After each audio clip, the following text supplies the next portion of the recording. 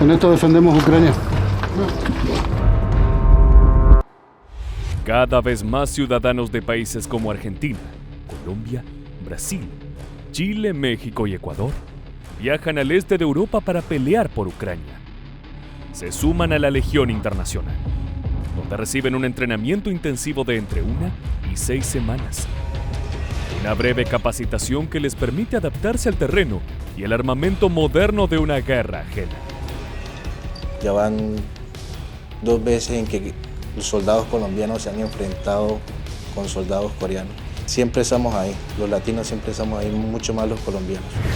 Desde Latinoamérica, estos voluntarios dejaron todo para involucrarse en un conflicto cuyo riesgo es la muerte o la captura por parte de las tropas rusas.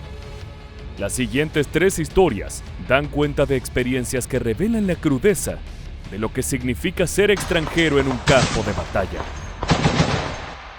Juan Carlos Fernández. Orajib es uno de los sitios más calientes de la guerra. Allí, entre explosiones lejanas y el rugido constante de la artillería, Juan Carlos Fernández pelea por la bandera ucraniana. Yo soy un fiel creyente del derecho a la libertad y la vida, así que... Y aparte es mi trabajo, soy soldado. Un soldado hace eso. Defiende al inocente. Este oficial retirado de la caballería del ejército argentino y ex francotirador carga un cañón de 152 milímetros con la precisión de quien ha heredado una tradición militar. Con experiencia en la Legión Francesa y un breve paso por los marines de Estados Unidos, en el este europeo enfrenta una guerra real por primera vez. Dice que su propósito es el mismo que movió a su abuelo en la Segunda Guerra Mundial: defender la libertad y proteger a los inocentes. El trauma del presente es tan impactante que a Fernández le cuesta hablar de lo que vivió en estos meses. Sí, entiendo lo que me explica. Es algo que la verdad no te lo quiero decir. No lo puedo decir y no te lo quiero decir porque no lo entenderían. Solo esas cosas entienden la gente que está aquí en ese momento. A más de 11.000 kilómetros de su lugar de origen, Fernández encontró en Ucrania un segundo hogar. La camaradería con sus compañeros latinos y el apoyo a la distancia de su familia han sido fundamentales. El peor momento que vivió fue cuando quedó herido en combate. Cada día de recuperación fue un recordatorio de la fragilidad de la vida en el frente. Sin dudas, el idioma es el principal problema de los soldados latinos que se enrolaron del lado ucraniano. La guerra exige rapidez. Cada jornada implica tomar decisiones inmediatas, mantener la concentración y priorizar la misión sobre cualquier pensamiento de futuro. Pese a esa limitación de la lengua, Fernández ha aprendido a coordinar operaciones a través de gestos y señales. Al principio costó un poco, pero bueno, con la tecnología, los traductores y gente como vos que conocía parte del idioma, se hizo más fácil. Ahora el idioma ucraniano es bastante complicado. Su contrato con el ejército ucraniano lo compromete hasta el final del conflicto. Más allá de Ucrania o Argentina, Fernández vive el presente con intensidad. La nación, sus camaradas y la guerra que se desarrolla a cada instante ocupan todo su horizonte.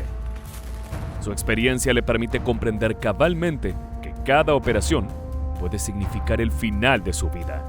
Cuando llegué, me preguntaron, cuando firmé el contrato con el ejército ucraniano, me preguntaron por cuánto tiempo quería quedarme. Y en el contrato puse hasta el finalizar la guerra. La verdad no sé si quedarme en Ucrania, quedarme en Europa, volver a Argentina. La verdad no, en este momento no pienso en eso. Las prioridades en este momento son otras. En la línea de frente, Fernández mantiene el cañón listo, concentrado en cada maniobra y cada decisión. Su historia familiar, la herencia militar de varias generaciones, se mezcla con la convicción personal de estar defendiendo algo más grande que él mismo. Edison Fabián Méndez. En esa guerra, ¿quién soy? Un ucraniano más, defendiendo la soberanía, los derechos y la libertad de Ucrania. Kursk, en el este de Ucrania, es otro de los frentes donde la guerra se siente más intensa.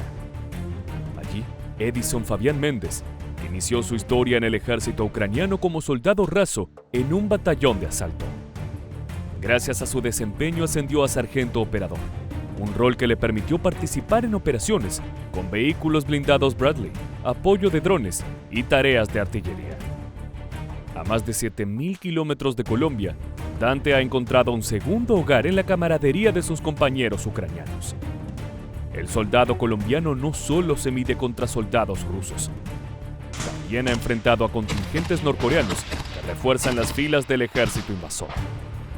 Estos combatientes avanzan en oleadas, sin tácticas claras ni coordinación.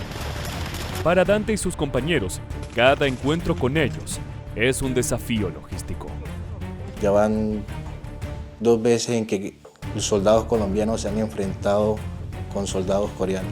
Según la historia, en Colombia, cuando hubo la invasión de Norcorea a Corea del Sur, Colombia fue uno de los países, el único país latinoamericano que apoyó en esa guerra. Siempre estamos ahí, los latinos siempre estamos ahí, mucho más los colombianos. En la Legión Internacional de Defensa de Ucrania, los colombianos constituyen uno de los contingentes más numerosos de combatientes extranjeros. Muchos de estos voluntarios son exmilitares con experiencia en conflictos internos, como la lucha contra las FARC, lo que les ha otorgado una formación táctica valiosa en escenarios de guerra asimétrica.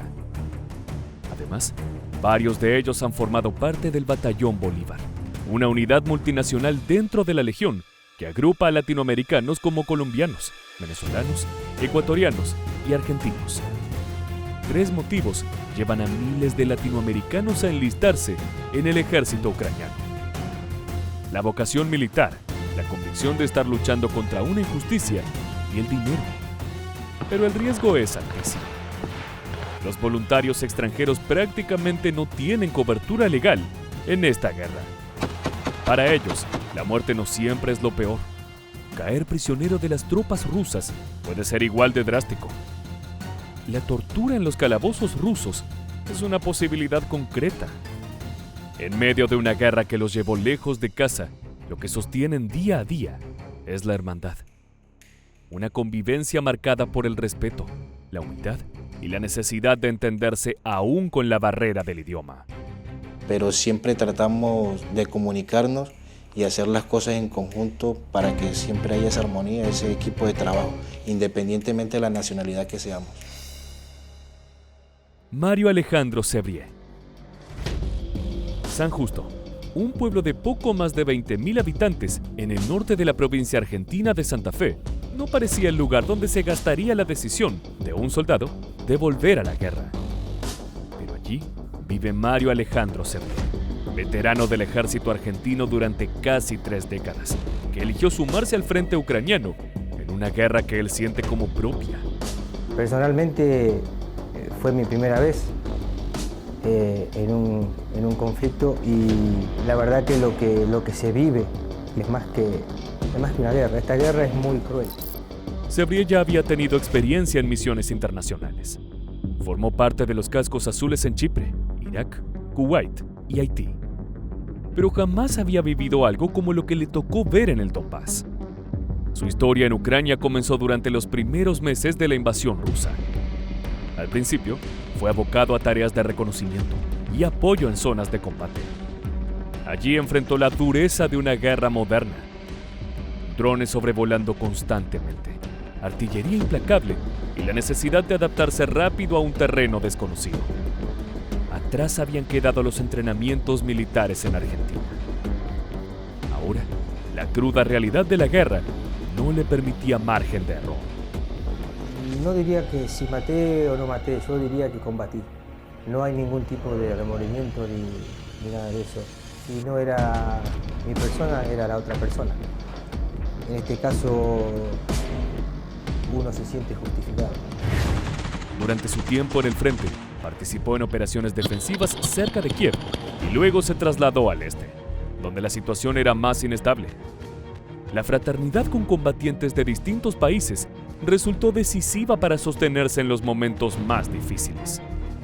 Su entrega y perseverancia se convirtieron en un referente para quienes lo seguían desde San Justo, transformando su figura en un emblema local de coraje y convicción. Lo que me pasa es que vivo de otra forma la vida. Disfruto